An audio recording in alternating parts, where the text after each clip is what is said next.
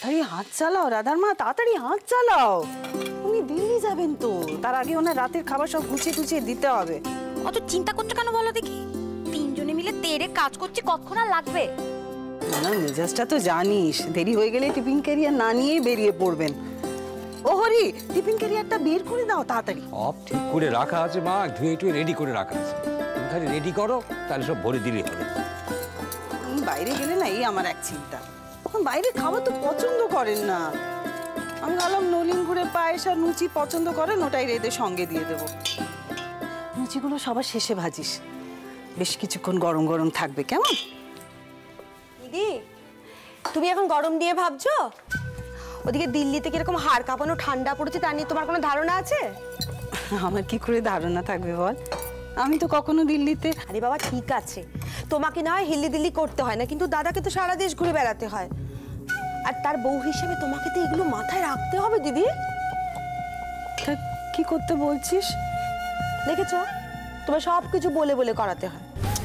আরে বাবা দাদার জন্য একটু গরম জামা কাপড় দাও দাও, যাও যাও যাও দিয়ে এসো বার করে। ওনার তো জামা কাপড় সব গোছানো হয়ে গেছে।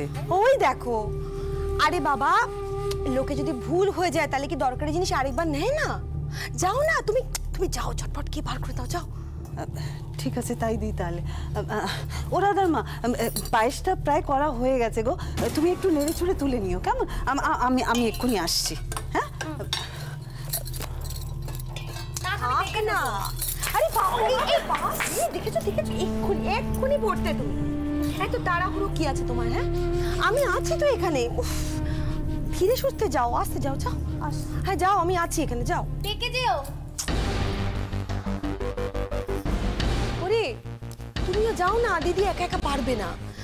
আচ্ছা দাদার লাগেজগুলো তো নামাতে হবে, যাও যাও, তুমি সব ওদিকে একেবারে সেরে এসো, যাও যাও।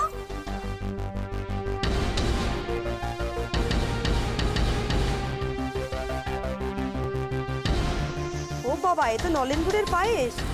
আর কি হচ্ছে গো? লুচি মাখা হচ্ছে, বড় বৌদি বলেছে শেষে ভাজতে। বাহ, তাহলে তো সব হয়ে গেছে। তাহলে এক কাজ করো, তুমি ছাদ থেকে চট করে জামা কাপড়গুলো নিয়ে এসো, যাও।